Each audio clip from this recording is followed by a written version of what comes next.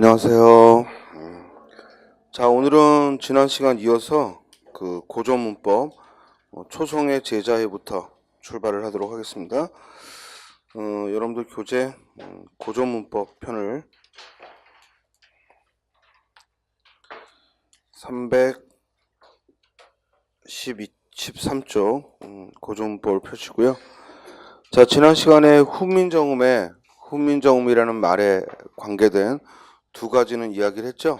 그래서 훈민정음이 책으로서의 훈민정음이 있고, 그리고 문자로서의 훈민정음이 있다. 그리고 문자로서의 훈민정음은 1443년에 완성돼서 1446년에 반포했고, 그리고 책으로서의 훈민정음은 그 훈민정음의 해설서다라는 이야기를 했습니다. 자, 지금 이제 고전문법을 하는데, 고전문법은 시험 문제가 쉽죠. 쉽다는 얘기는 뭐냐면 알고 나면은 아주 기초적인 걸 질문해요. 그렇기 때문에 이건 안 보고 넘기면은 손을 못 쓰는 문제지만, 그러나 알고 나면은 매우 쉬운 부분이니까 여러분들이 이제 2월, 3월, 4월 시험 보기 직전에 마지막으로 정리한다 이런 마음으로, 물론 그때 가서 또 한번 이야기를 하겠지만 그래도 마지막으로 정리한다 이런 생각으로 잘 한번 들어봅시다. 자, 먼저 우리 한글은 이렇게 삼성을, 예를 들어 굼 그러면 이 처음에 오는 거를 초성이라 하고, 이 두 번째 모음을 중성이라 부르고, 그리고 받침에 오는 걸 뭐라 불러요? 종성이라고 불러요. 그래서 초성, 중성, 종성이다 이런 표현을 씁니다. 자, 이 초성을 현대 국어에서는 예사소리 또는 한자로는 평음이랬다. 예사소리라는 표현을 쓰고, 그리고 중성을 뭐라고 불러요? 예사소리가 아니구나. 내가 지금 미안. 다시.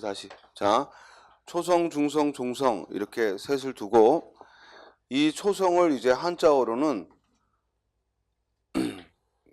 가만 있어봐. 이거 한자어로 부를 걸 얘기하는 게 아니지. 자, 초성, 중성, 종성 이렇게 세 가지가 있고, 오늘 아침부터 이렇게 헷갈리지. 자, 초성부터 이제 그 제자 원리를 살펴보면요. 자, 이게 자음이죠. 그죠? 첫 소리에 오는 거예요. 이 첫 소리, 이 자음을 만드는데 세종이 먼저 어떻게 했느냐. 즉, 기본자를 발음기관을 상용해서 기본자를 먼저 만들었습니다. 그래서 우리 발음기관에 아음, 설음, 순음, 치음, 후음. 그래서 가장 이 기본적인 5글자를 아, 설, 순, 치, 후 하고 발음기관을 상용하여서 만들었어요. 그래서 기본자는 상용의 원리에 따라 이렇게 5가지를 나눕니다. 아, 설, 순, 치, 후. 자, 아음은 어금니 소리예요. 기억을. 그리고 설음은 혓소리, 니은을. 그리고 순음은 입술 소리, 미음을. 그리고 치음은 입소리, 시옷을. 그리고 후음은 이응을. 그래서 이렇게 5개 기본자를 두고, 이제 이 기본자에서 다음 글자를 만들 때에는 가획의 원리를 해서, 가획의 원리라는 건 뭐야? 획을 더해서 이 기본자에다가 획을 더하여 가획의 원리에 따라 글을 만들어요. 작년도 출제가 뭐였냐면 다음 중 초성의 제자 원리에 따라 가획의 원리를 설명하고 있는 것, 이렇게 질문했죠. 그럼 가획의 원리라는 얘기는 기본자에다가 획을 더해서 만들면 돼. 그럼 기억의 획을 더하면 뭐가 만들어져? 키읔. 그리고 니은의 획을 더하면 디귿, 티읕이. 그렇죠? 그리고 미음의 획을 더하면 비읍, 피읍이. 시옷의 획을 더하면 지읒, 치읒이. 그리고 이응에 획을 더하면 요걸 뭐라고 불러? 열인 히읗이라고 불러. 요걸 뭐라고 부른다? 열인 히읗. 그리고 열인 히읗에 획을 더하면 히읗이. 자, 이렇게 가획의 원리에 따라 획을 더하는 가획의 원리에 따라 가획자를 만들고, 이제 이 가획의 원리로 설명되지 않는 부분을 뭐라고 한다? 이체자다. 이체자다라고 하죠. 그래서 이체자로서 아음의 이체자로 뭐야? 옛이응을. 이렇게 생긴 걸 옛이응이라 합니다. 이응 위에 이렇게 삐죽 올라와 있는 걸 뭐라고 부른다? 옛이응. 그리고 설음의 이체자로 리을을. 그렇죠?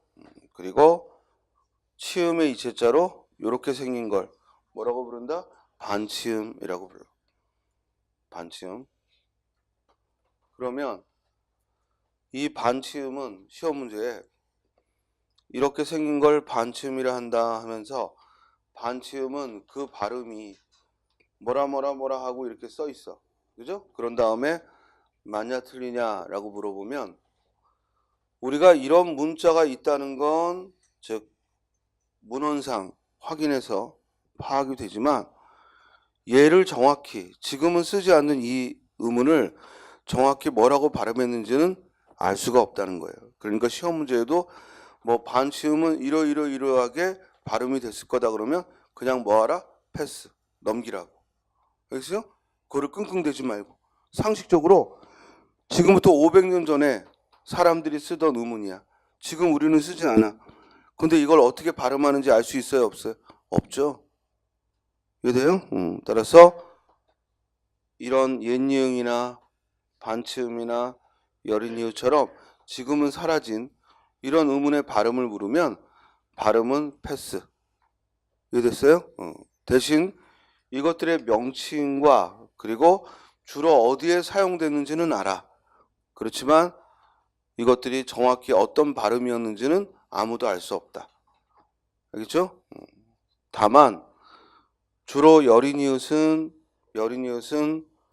한자음 표기에, 즉 15세기 한자음 표기에 사용되었다는 걸 알 수 있고, 발음은 어땠는지 모르지만 15세기 동국종훈식 한자음 표기에 주로 썼다는 걸 알 수 있고, 그리고 옛이응은 지금의 이응 자리에, 받침에 오는 또는 첫소리의 이응 자리에, 즉 지금의 이응과 유사하다는 거지. 그지? 유사하게 썼다는 걸 확인할 수 있고, 자, 이 반치음은 지금의 주로 시옷 불규칙 용언. 그래서 시옷 불규칙 용언에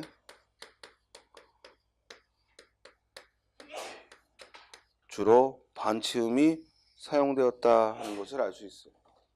예를 들어 집을 짓다. 그러면 얘가 모음의 어미 어가 오면 어떻게 써? 지어. 그러면 이 지어를 15세기 표기로 써라. 그러면 방금 얘기한 대로 이 반치음은 시옷 불규칙 용언에서 많이 보이니까 15세기 표기로 쓰면 지저하고 썼을 거다라는 거지. 이건 중요한 거야. 즉 이 반치음은 현대 국어에 어디서 볼 수 있다? 시옷 불규칙 용언에서 확인할 수 있다.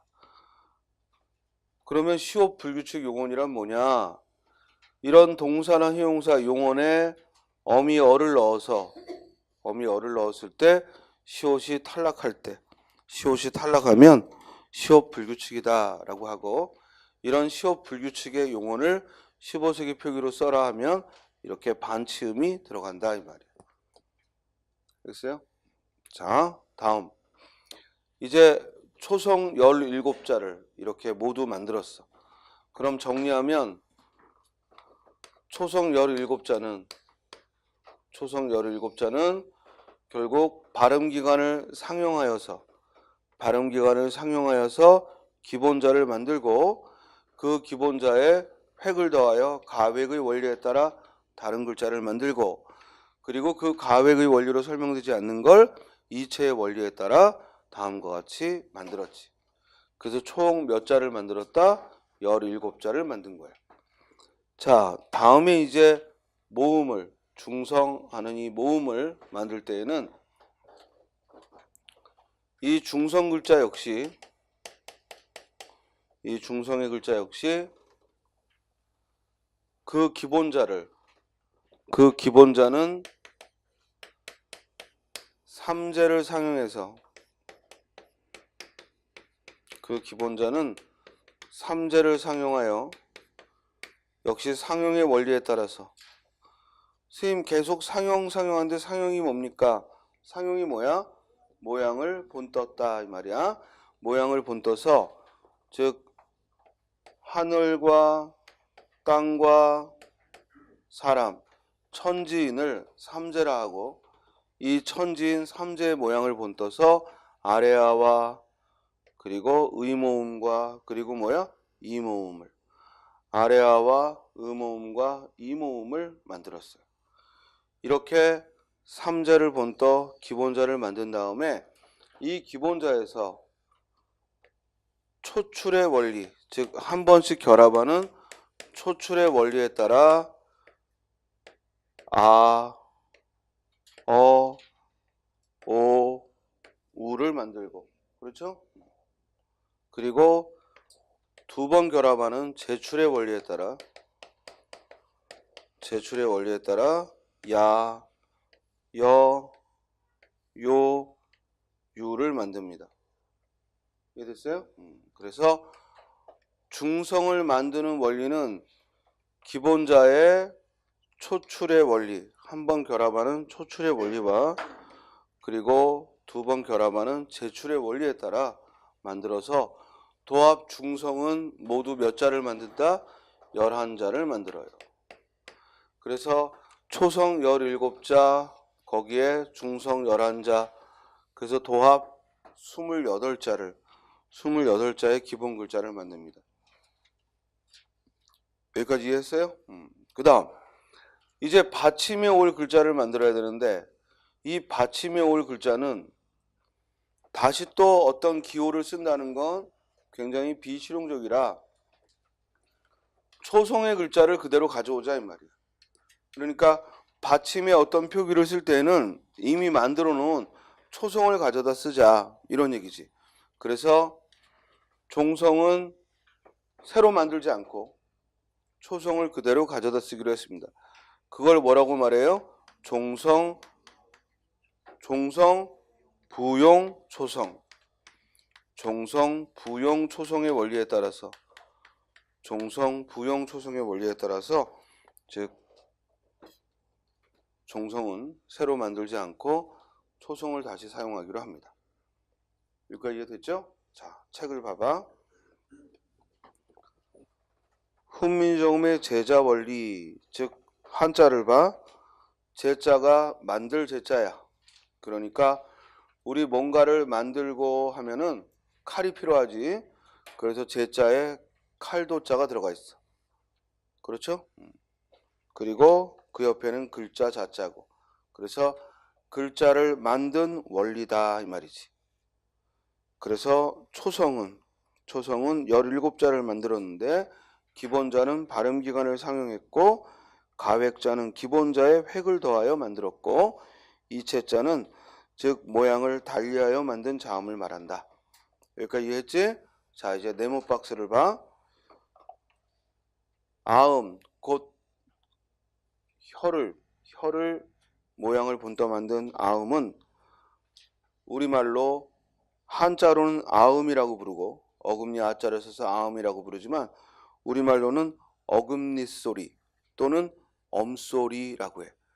가끔 출제자 중에는 아음이라고 표현하지 않고 엄소리라는 우리말을 이야기하기도 해. 그래서 엄소리하고 아음은 엄소리라고도 불러.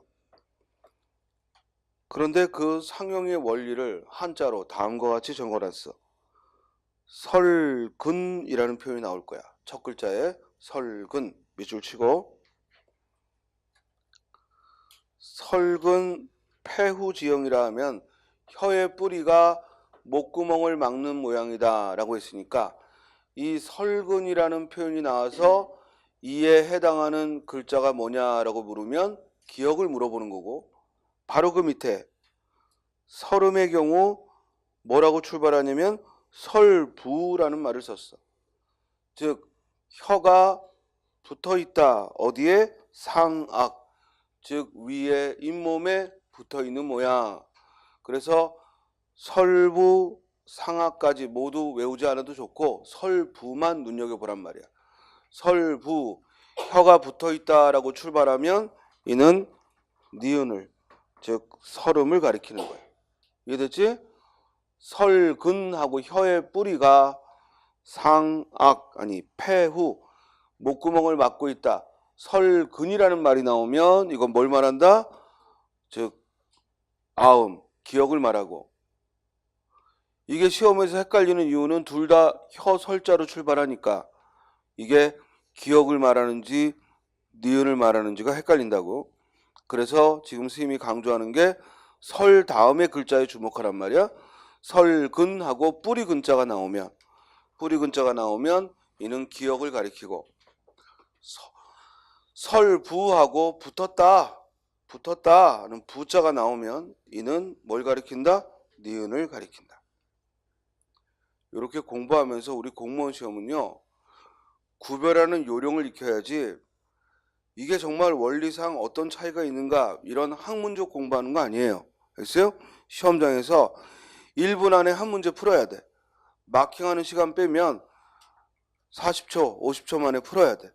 그렇게 막 깊이 있게 따져볼 시간 없다고. 그러니까 딱 보고 실마리가, 그러니까 평소에 정확히 이런 구별하는 연습을 해서 시험 문제에 한자로 다음에서 설명하고 있는, 즉 초성의 글자는 뭐냐라고 물었을 때 설근 하고 나오면 다른 거 보지 말고 설근 하고 나오면 뭘 써야 돼? 기억. 설부 하고 나오면 뭘 써야 돼? 니은을. 반면에 그 밑에 순음, 입술 소리는 입구자가 나왔기 때문에 입구자가 나오면 이는 입술 소리 미음을. 한자어 입구자와 우리 미음하고 똑같이 생겼죠? 그렇죠? 그 다음 치음, 입소리를 물으면 또 치라는 이 치자가 나오니까 역시 이것도 헷갈릴 건 없지. 그리고 목구멍 후자를 써서 후음은 역시 후형, 목구멍을 본땄다 했기 때문에 이것도 헷갈릴 게 없는 거야. 결국 출제됐을 때 헷갈리는 건 설근을 하고 시작하는 부분과 설부하고 시작할 때 설근하고 시작하면 기억을 가리키고 설부하면 니은을 가리킨다. 요게 헷갈릴 수 있는 거예요. 자, 다시 그 도표에서 초성의 기본자는 5개의 발음기관을 상용했다. 아, 설, 순치, 후. 먼저 아음을 우리말로 뭐라고도 부른다? 엄소리. 설음을 뭐라고 부른다? 혓소리. 그리고 순음을 뭐라고 부른다? 입시울 소리. 그 다음 치음을 뭐라고 부른다? 니소리. 그리고 후음을 뭐라고 부른다? 목소리. 그런데 목소리만 소리라고 적었지. 이걸 여러분들이 거의 주의 안 하거든? 그런데 나머지는 전부 소리, 소리, 소리. 계속 미안하다고 했는데 마지막만 소리라고 했어. 그지? 마지막만 소리라고. 따라서 목소리 할 때만 소리가 아니라 뭐야? 소리야. 이유가 뭘까? 이유가 뭘까요? 목소리만 앞에 기역 받침, 안울림 소리가 왔고, 안울림 소리가 올 때에는 발음이 무조건 시옷은 된 소리가 나기 때문에 일부러 된 소리를 쓸 필요가 없었던 거야. 왜냐면 된 소리를 안 써도 목소리하고 소리로 발음 나니까. 이해됐어요? 그래서 목소리만. 그래서 우리 시험에 다음 초성의 기본자에 대한 명칭과 그리고 그 자음이 알맞은 것은 했을 때 기억하고서 즉 엄소리, 또 니은하고서 혓소리. 그런데 이응하고서는 목소리라고 써서 틀렸다. 이렇게도 질문을 했단 말이에요. 이해돼요? 소리가 아니라 뭐라고? 소리.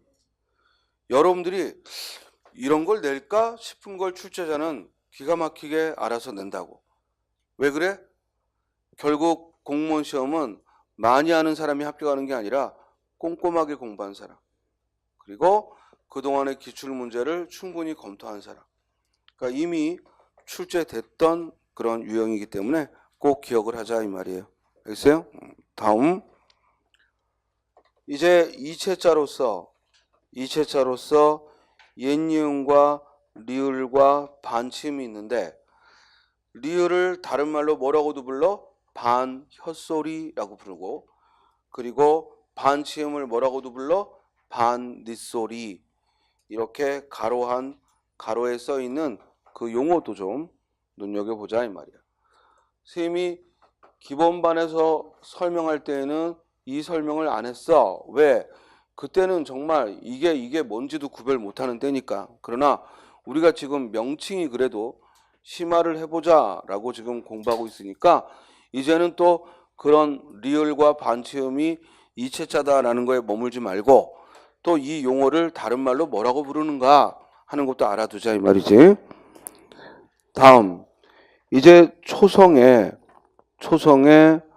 17자에다가 된소리 6자를 합쳐서 초성은 전부 20석자가 완성되는데, 자, 요거 들어가기 전에 칠판을 잠깐 봐요.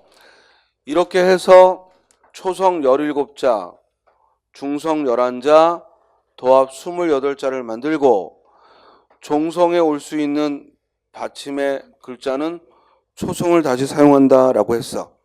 자, 문제는 15세기 문헌 또는 현대 국어를 봤을 때 지금은 자음에 있는데 없는 글자는 뭐냐 이거야. 그 중에 하나가 바로 된소리지.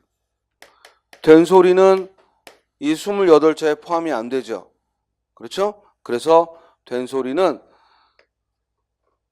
처음 28자에 포함을 시키지 않고 나중에 이 자음 모음을 이용해서 다음과 같이 즉 만든다 하고 자모의 운용법에서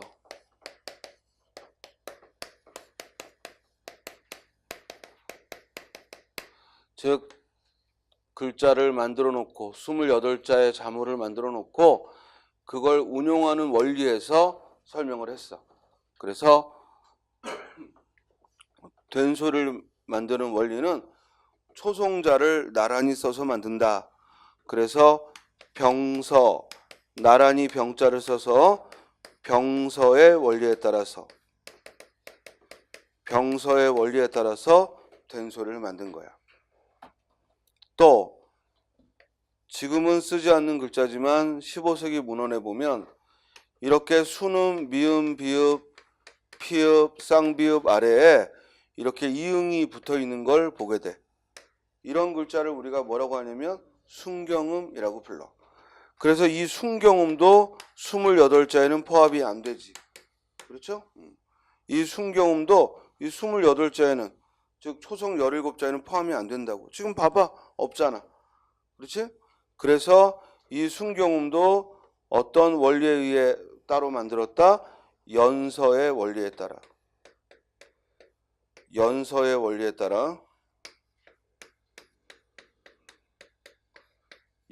원리에 따라 이어쓰기에 따라서 따로 만들었다 이 말이에요. 그래서 여러분들이 먼저 기억할 건 즉 우리 초성 17자가 있는데 거기에 포함되지 않는 된소리는 어떤 원리에 의해 만들었다? 병서의 원리에 의해 만들고, 그리고 순경음은 어떤 원리에 의해 만들었다? 연서의 원리에 의해 만들었어. 다만 이 순경음은 일부러 한자음 표기, 15세기 한자음 표기에만 쓰려고 했기 때문에, 즉 15세기 한자음 표기에만 일부러 쓰기 위해 만든 거라 지금 현대 국어에서는 사용하지 않는 거지. 그래서 연서의 원리에 의해 순경음을 만들어 놓은 거야.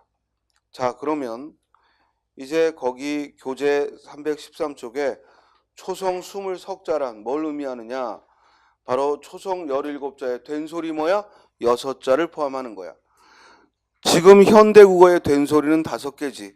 쌍기역, 쌍디귿, 쌍비읍, 쌍시옷, 쌍지읒. 근데 15세기 때는 하나 더 있지. 그게 뭐야? 쌍히읗이. 쌍히읗이 더 들어가 있어. 쌍히읗이 더 들어가서 모두 20석자가 당시의 초성에는 활용이 됐다 이 말이야. 여기까지 이해했어요? 그럼 질문. 현대 국어에서는 초성이 전부 몇 자가 사용되고 있나? 19개지. 현대 국어는 19개야. 그런데 15세기 우리 중세 국어에서는 모두 몇 개? 23개였는데 현대 국어에서는 19개가 사용되었다는 것은 4개가 없어졌다는 거지. 그 없어진 4개의 동그라미 쳐봐. 뭐 있어? 여린이읒. 또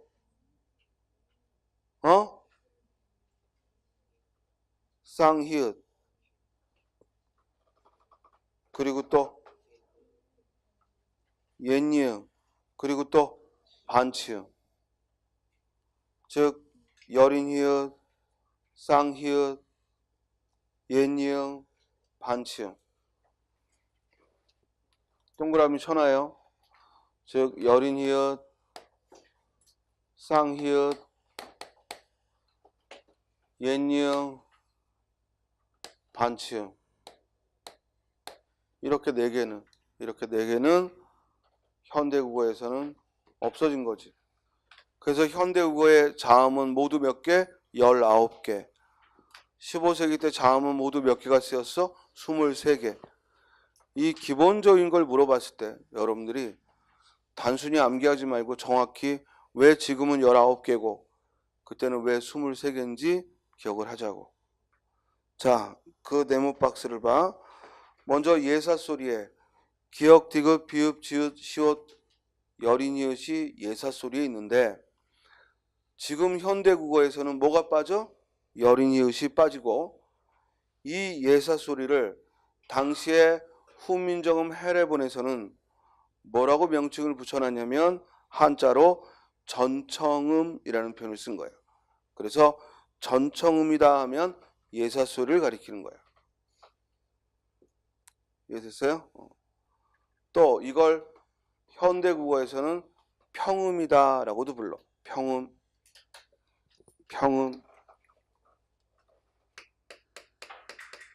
예사소리를 현대국어에서 뭐라고도 부른다고? 평음. 15세기 때는 뭐라고 불렀다고? 전청음. 그 다음 거센 소리를 15세기 때는 뭐라고 설명했어? 차청음. 현대국어에서는 이걸 뭐라고 불러? 격음. 거센 소리를 뭐라고 부른다? 격음.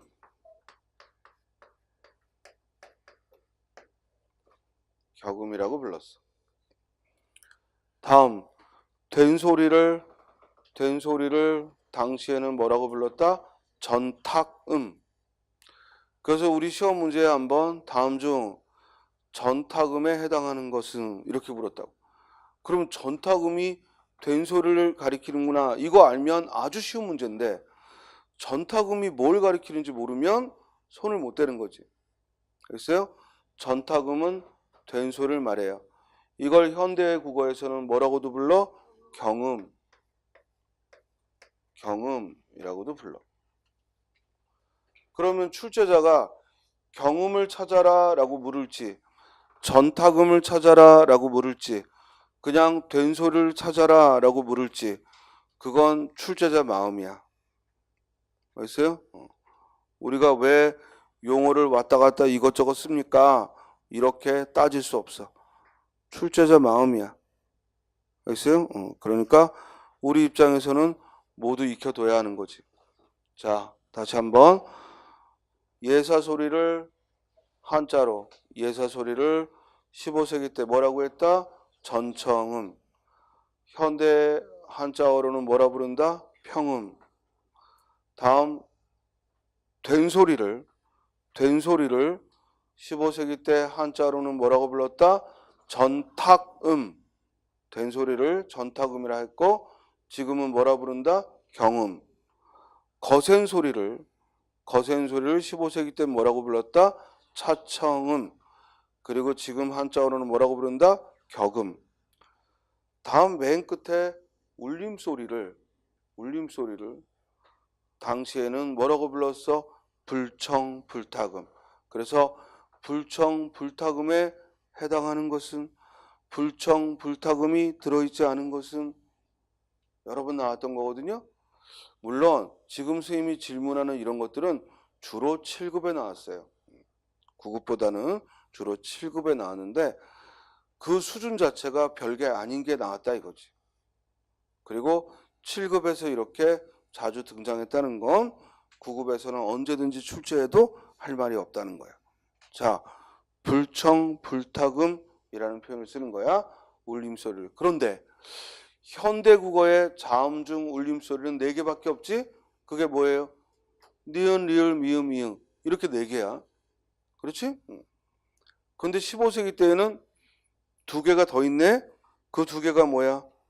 옛니음과 반치음. 옛니음과 반치음이 울림소리에 더 들어간다. 옛니음과 반치음이 울림소리에 더 들어간다 하는 거 주의하고. 자, 울림소리를 15세기 때 한자어로는 뭐라고 불렀다? 불청불탁음. 불청불탁음이라고 부른 거예요. 여기까지 이해했어요? 자, 다음 페이지로 갑시다. 중성은 선생님이 지금 먼저 칠판에 설명해 놓고 다시 한번 교재를 보는 거야. 바로 지금 복습을 시키는 겁니다. 그래도 여러분들은 쉬는 시간 되면 또 맑은 머리로 가지. 그렇기 때문에 우리가 자꾸 이 부분은 반복을 해야 돼. 자, 중성은 11자인데 기본 글자는 뭘 상용했다고? 천지인 3자를 상용했다고. 여기까지는 알겠지? 그 다음 이제 그 천지인을 서로 한 번씩 합성, 결합하면 초출자, 2번씩 결합하면 제출자. 이해됐죠? 먼저 아래아는 하늘천, 하늘의 모양을 본따서 만들었고, 그리고 의모음은 땅의 모양을 본떠서 만들었고, 그리고 이모음은 사람의 모양을 본떠서 만들었다라는 얘기입니다. 그래서 아래아는 깊은 소리다라는 표현을 썼지. 그래서 성심이다 해서 심자가 깊을 심자고, 즉 성심해서 깊은 소리라 했고, 반면에 이모음은 성천 해서 이는 얕은 소리다. 성천 해서 얕은 소리다 라고 했고, 의모음은 불심불천, 즉 깊지도 얕지도 않은 소리다. 그래서 아래아는 양성모음이고, 의모음은 음성모음이고, 이모음은 중성모음이 되지. 자, 끝으로 종성은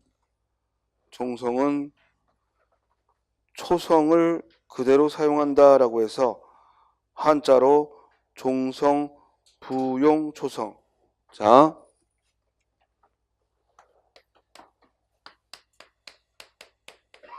이 부자야, 부자.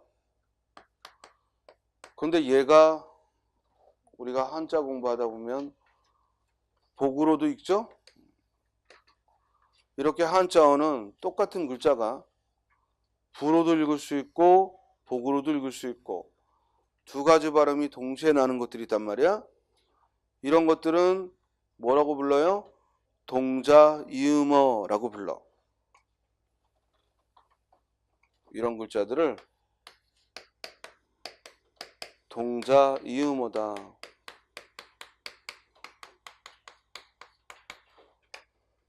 동자 이음어다라고 부릅니다. 여러분들 교재 부록편에 어휘집에 보면 우리가 공부해야 될 어휘들을 문제와 함께 모아놨는데 그 중에 동자 이음어가 있을 거야. 이 동자 이음어는 반드시 공부해야 될 자료야. 이해돼요? 동자 이음어는 이걸 지금 펼치고 있으면 안 되고 이미 하고 있었어야지. 대신 아직 한 적이 없다면 앞으로 시험까지 3개월, 4개월 남은 기간에 한자는 어떻게 마음먹느냐. 그냥 내가 공부한 것만 나와라.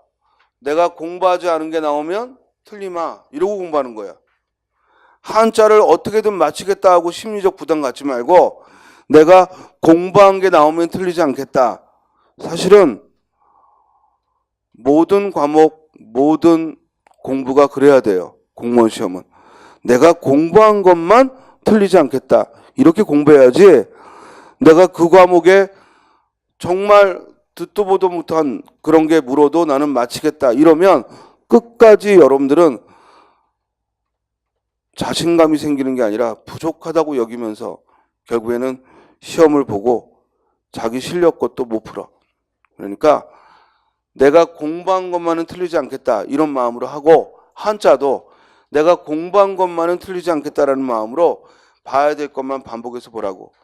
그 중에 하나가 뭐라고? 동자 이모야. 가끔 공부 시작한 지 얼마 안 된 친구들이 실강을 듣든 뭐 동영상을 듣든 꼭 이메일로 선생님한테 이제 뭐 카페 이용한다고 그 정회원 신청하면서 이메일로 묻는 질문 중에 가장 많은 질문이 뭐냐면 저는 한자가 약한데 한자 공부하는 방법을 알려주세요.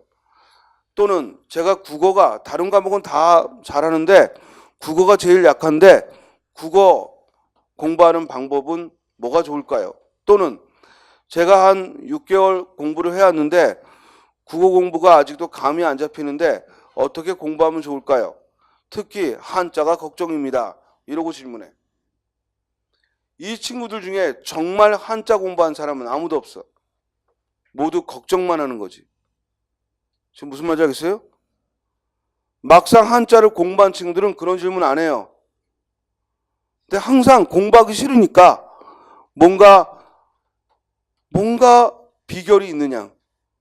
이 공부하기 싫은 한자를 뭔가 좀 얄팍한 비결로 별로 노력 안 하고 한자를 알 수 있는 방법이 없는가 이런 의도로 질문하는 거예요. 그런 방법 없다. 알겠어요? 그리고 그러면 한자를 어디서부터 하면 좋습니까?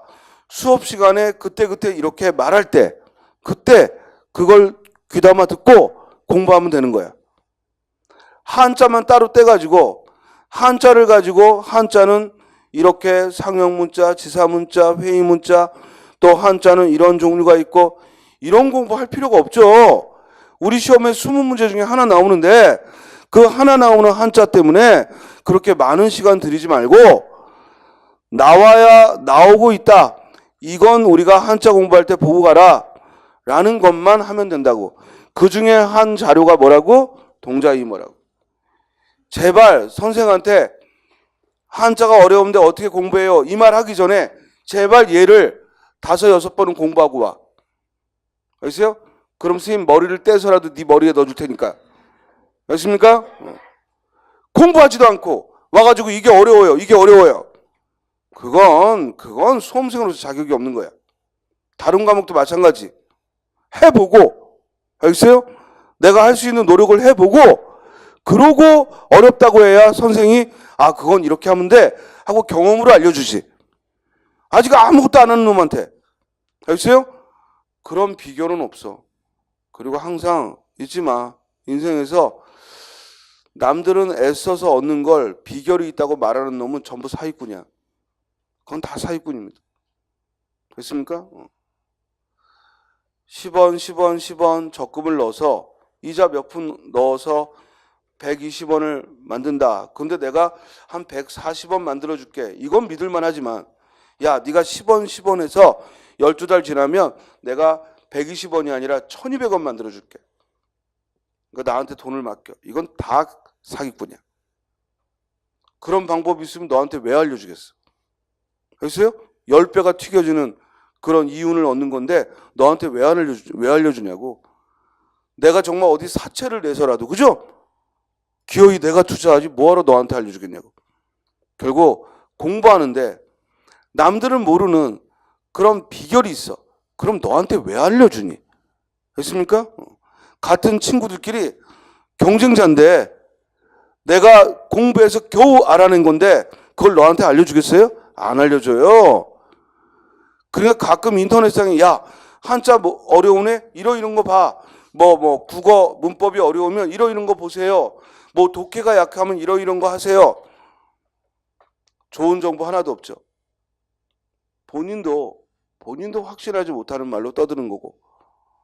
결국 여러분들이 그 과목에서 10년, 20년 공부한 사람들을 결국 선생들한테 그 방법을 듣는 건데 선생들이 자기가 가르치는 학생한테 가장 짧은 시간에 할 수 있는 방법이 있으면 왜 안 알려주겠니? 글쎄요? 그런 거 없다고. 그런 거 없어요. 자리에 앉아서 얼마나 내가 끈기 있게 하느냐지 그렇게 남들이 모르는 노하우 그런 비결 없어요. 글쎄요? 한자는 동자 이음어 해야 돼요. 알겠죠? 즉 동자 이음어가 뭘 말한다고? 같은 글자인데 소리가 다른 거야. 한자는 뜻글자니까 소리가 다르면 뭐가 달라? 뜻이 달라지지. 부라고 읽으면 다시라는 의미고 그래서 여기 종송, 부용, 초성하고 부라고 읽었으니까 다시 사용한다 라고 해석하는 거고 이 복으로 읽으면 그죠? 회복 이런 글자 본 적 있지? 회복하다. 결국 돌아온다 라는 의미야. 그래서 복으로 읽으면 돌아올 복자야. 약간 달라. 다시 붙자는 어떤 일을 다시 시도한다는 의미고 이 복자는 갔던 게 돌아온다라는 의미야. 그래서 회복하다 할 때는 복으로 읽고 부활할 때는 뭐야? 부로 읽고 알겠어요? 토스트의 소설 부활 그럴 때는 부로 읽고 그걸 또 복할 그러면서 막 무섭게 뛰어다니지 말고 그럴 때는 부활이라고 읽고 또 회복할 때는 회복이라고 읽고 그럼 봐봐. 이렇게 동자 임어는 어떤 한자 문자를 낼 때 가장 기본적인 자료겠어? 도금. 한자 도금을 묻는데 가장 기본적인 자료가 돼요. 그래서 오늘 말 나온 김에 여러분들 동자 임어를 꼭 학습하기 바랍니다. 알겠어요? 자, 그래서 종성, 부용, 초성하면 종성은 따로 만들지 않고 초성을 그대로 사용한다라고 해석을 써놓은 거고 이제 훈민정음 언해본에 보면 그러니까 해례본에는 한자로 종성, 부용, 초성이라고 써놨고 이걸 한글로 옮긴 언해본을 보면 뭐라고 써놨어? 냉중소리난 다시 첫소리랄 쓰나니라 이렇게 해석을 한 거야. 그럼 여기 냉중소리란 원래 이 첫 번째 글자가 어찌 나자죠. 그러니까 나종소리 이 말인데 당시에는 냉하고 발음을 했다는 거야. 그러니까 지금 우리가 발음하는 것과는 다르지. 그렇지? 그래서 아까도 말했지만 15세기에는 한자음 표기가 특별했어. 이런 15세기에는 지금 우리가 하는 한자음과는 다른 즉 그들의 한자음 표기가 있었고 이걸 우리가 뭐라고 부르냐면 동국정음식 한자음 표기라고 그래. 그래서 이 내중소리도 동국정음식 한자음 표기에 따라 썼다는 걸 알 수 있지. 자, 다시 한번 15세기 때 한자음 표기는 무슨 표기였다? 동국정음식 한자음 표기였다. 그래서 여기 훈민정음 언해본에 써놓은 한자어도 결국 동국정음식 한자음 표기에 의한 거야. 그럼 동국정음식 한자음 표기란 뭐냐? 방금 선생님이 이 내자는 나로도 읽히고 내로도 읽히는데 원래는 받침이 없어. 받침이 없는 글자야. 그런데 지금 보다시피 이응을 써놨지. 그렇죠? 결국 한자어를 쓸 때 우리말로 받침이 없는 글자는 일부러 받침을 적는 것. 이게 동국정음식 표기의 하나야. 다시 한번 지금 한자음을 읽을 때 받침이 필요 없는 한자어에 일부러 받침을 적어 놓는 것, 일부러 종성을 적어 놓는 것 이를 동국정음식 한자음 표기라고 하는 거야. 이해됐어요? 그러므로 내종소리란 옆에 종자는 지금도 종이니까 이 경우에는 동국종식 한자음 표기의 증거가 못 되지. 그렇지? 이건 종자거든. 마칠 종자. 그러니까 의문에서 끝에 오는 소리, 내종소리, 지금 우리가 나중소리라고 하는 그 내종소리, 이때 종자는 원래가 받침이 있는 거라 동국조원식 표기를 썼다고 할 수 없지만 그 앞에 내자는 받침이 필요 없는 건데 받침을 써놨으니까 동국조원식 표기의 증거라고. 여기까지 이해했어요? 자, 요 내종소리란 결국 뭘 가리켜? 종성을 가리키는 거야. 끝소리. 이 종성은 다시 첫 소리를 쓴다라고 한 거야. 자, 거기 쓰나니라 했을 때 비읍시옷을 써놨지? 그죠? 자, 이 비읍시옷을 뭐라고 부른다? 합용병서. 서로 다른 자음을 나란히 써서 만든 된소리를 뭐라고 부른다? 합용병서라고 부르는 거예요. 그래서 비읍시옷에 쓰다 그러면 지금에 사용한다라는 뜻이야. 그래서 다시 첫 소리를 사용한다라는 얘기죠. 이해됐죠? 자, 이제 훈민정음의 자모의 운용법을 보자고. 거기 한자로 자모했을 때 자자는 아들 자자야. 글자 자자가 아니야. 모자는 어미 모자고.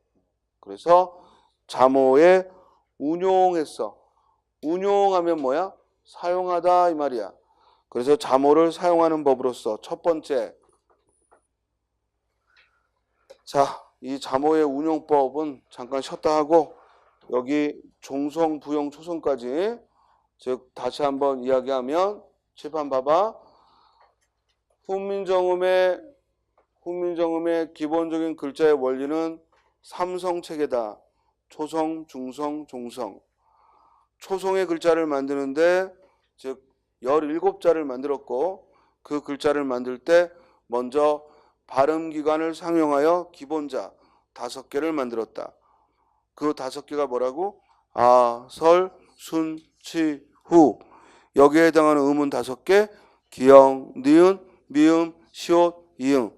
이렇게 5개 기본자를 만든 다음 여기에 획을 더하여 가획자를 만들고 가획의 원리로 설명되지 않는 건 이체자를 만들었다. 이렇게 해서 초성 17자를 만들고 중성은 천지인 3제를 기본자로 하여서 거기에 합용, 결합하는 원리에 따라서 초출자 그리고 제출자의 원리에 따라 만들었고 이렇게 해서 도합 중성 11자를 만들고 이제 받침의 종성은 따로 만들지 않고 초성을 다시 사용해서 어떤 원리? 종성, 부용, 초성의 원리에 따라서 초성을 다시 쓰기로 했다.